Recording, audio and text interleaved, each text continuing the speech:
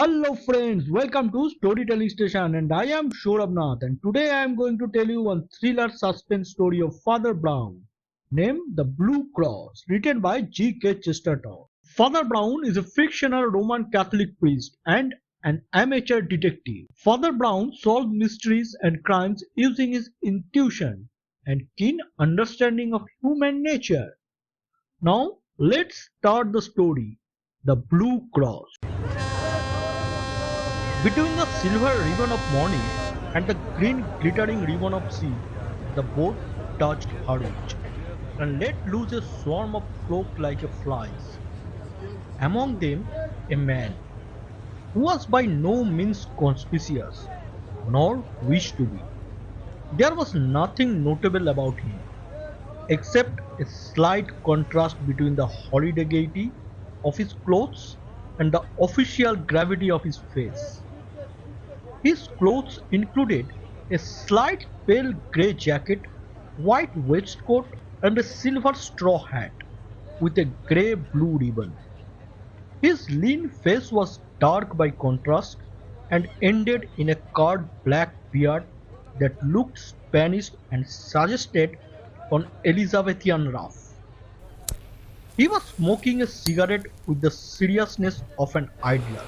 There was nothing about him to indicate the fact that the grey jacket covered a loaded revolver, that the white waistcoat covered a police card, or that the straw hat covered one of the most powerful intellects in Europe. For this was Valentine himself, the head of the Paris police and the most famous investigator of the world.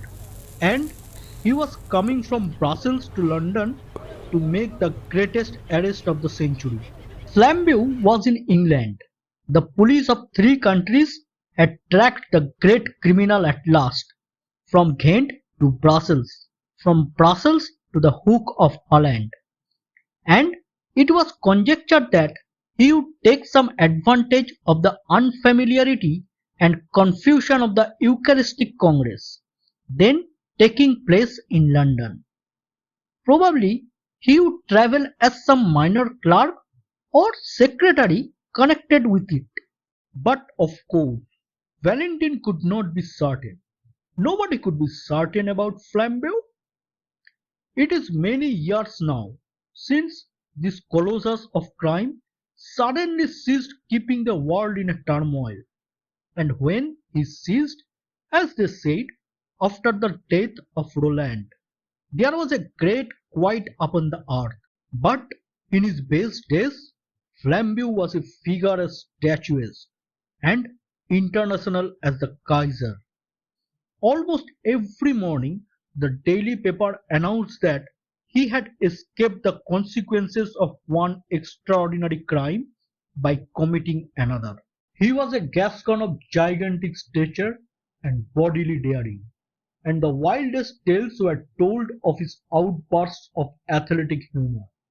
How he turned the judge's instruction upside down and stood him on his head to clear his mind. How he ran down the Rue de Rivoli with a policeman under each arm.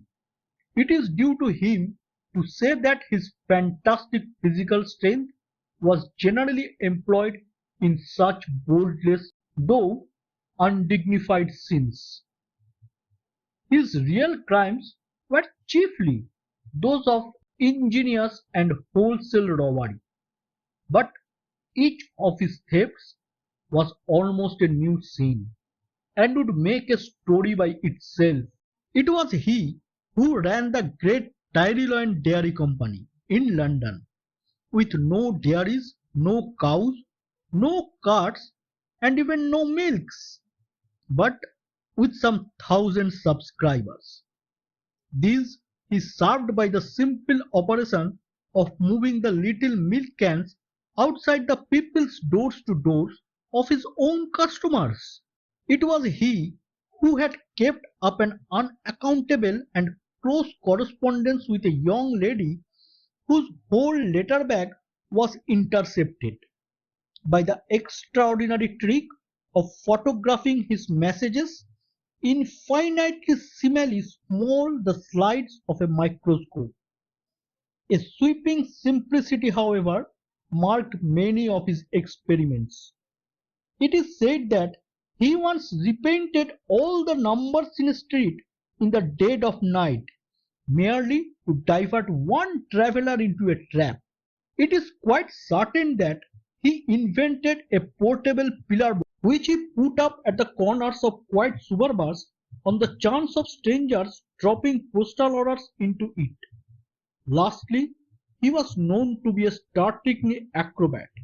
Despite his huge figure, he could leap like a grasshopper and melt into the treetops like a monkey.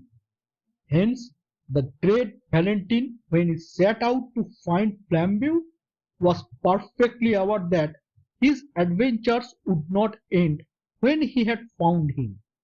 But how was he to find him? On this, the great Valentine's idea were still in process of settlement. There is one thing which Flambeau, with all his dexterity of disguise, could not cover, and that was his singular height. If Valentine's quick eye had caught a tall Appelloman, a tall grenadier, or even a tolerably tall duchess, he might have arrested them on the spot. But all along his train there was nobody that could be disguised Flambeau, any more than a cat could be a disguised giraffe. About the people on the boat he had already satisfied himself, and the people picked up at Harwich or on the journey limited themselves with certainty to six. There was a short railway official travelling up to the terminus. Three fairly short market gardeners picked up two stations afterwards. One very short widow lady going up for a small Essex village. When it came to the last case, Valentine gave it up and almost laughed. The little priest was so much the essence of those eastern flats. He had a face as round and dull as a Norfolk dumpling. He had eyes as empty as the North Sea. He had several brown paper parcels, which he was quite incapable of collecting. The Eucharistic Congress had doubtless sucked out of their local stagnation many such creatures, blind and helpless, like moles disinterred. Valentine was a sceptic in the severe style of France, and could have no love for priests, but he could have pity for them, and this one might have provoked pity in anybody. He had a large shabby umbrella which constantly fell on the floor. He did not seem to know which was the right end of his return ticket. He explained with a moon-cup simplicity to everybody in the carriage that he had to be careful because he had something made of real silver with blue stones in one of his brown paper parcels. His quaint blending of Essex flatness with saintly simplicity continuously amused the Frenchman till the priest arrived at Tottenham with all his parcels and came back for his umbrella. When he did the last, Valentine even had the good nature to warn him not to take care of the silver by telling everybody about it. But to whomever he talked, Valentine kept his eyes open for someone else.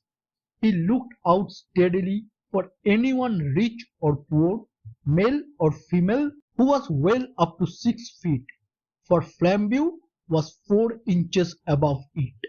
He alighted at Liverpool Street, however, quite conscientiously secure that he had not missed the criminal so far. He then went to Scotland Yard to regularize his position and arranged for help in case of need. He then lit another cigarette and went for a long stroll in the streets of London. As he was walking in the streets and squares beyond Victoria, he paused suddenly and stood. It was quaint, quite square, very typically of London, full of an accidental stillness. The tall flat houses round looked at once prosperous and inhabited. The square of shrubbery in the centre looked as deserted as a green Pacific islet. One of the four sides was much higher than the rest, like a dais, and the line of the side was broken by one of London's admirable accidents, a restaurant that looked as if it had strayed from Soho.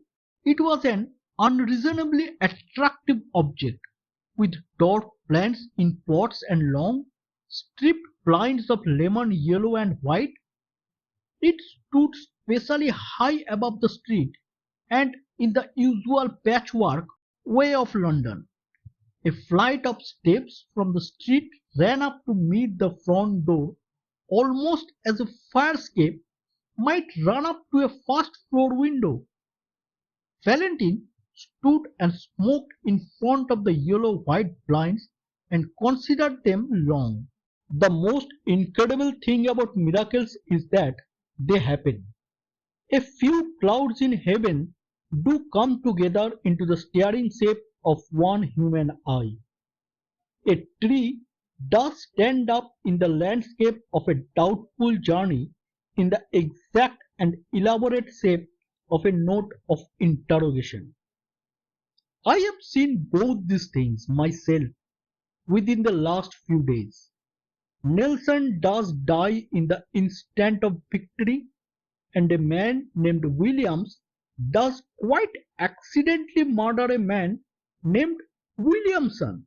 It sounds like a sort of infanticide. In short, there is in life an element of elfin coincidence which people reckoning on the prosaic may perpetually miss.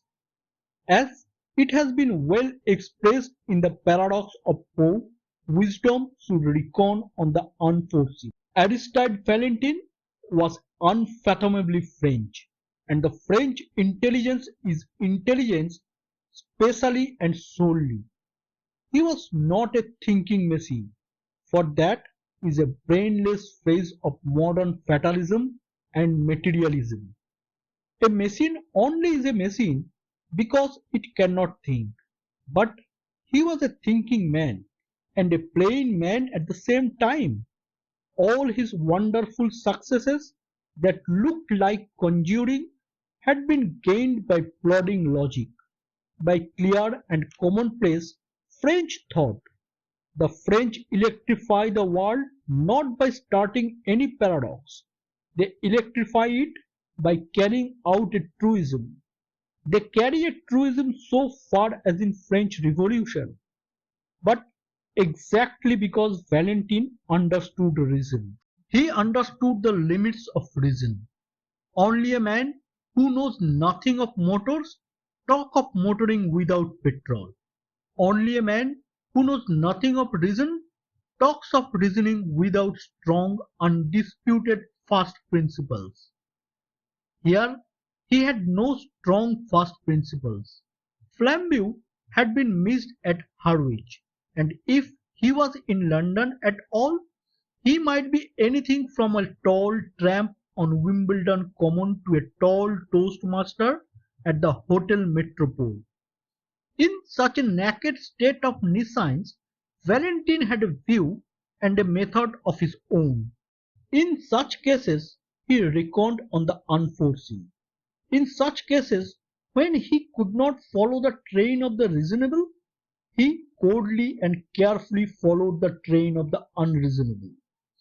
Instead of going to the right places, banks, police stations, rendezvous, he systematically went to the wrong places, knocked at every empty house, turned down every cul-de-sac, went up every lane blocked with rubbish, went round every crescent that led him unlessly out of the way.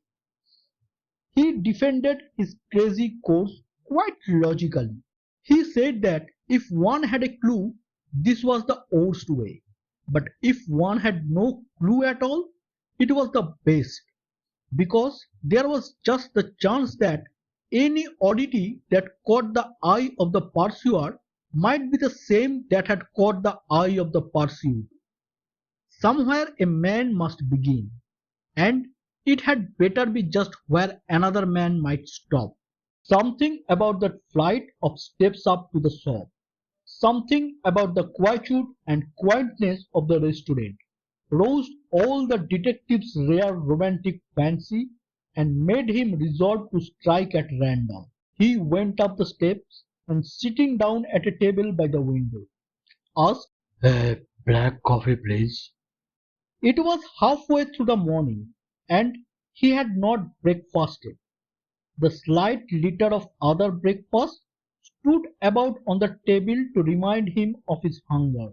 "And a poached egg." He proceeded musingly to shake some white sugar into his coffee, thinking all the time about Flambeau.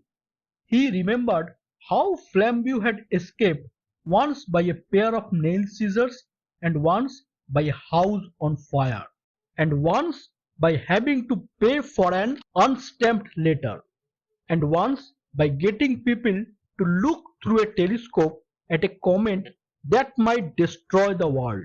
He thought his detective brain as good as criminals, which was true, but he fully realized the disadvantage. The criminal is the creative artist, the detective only the critic.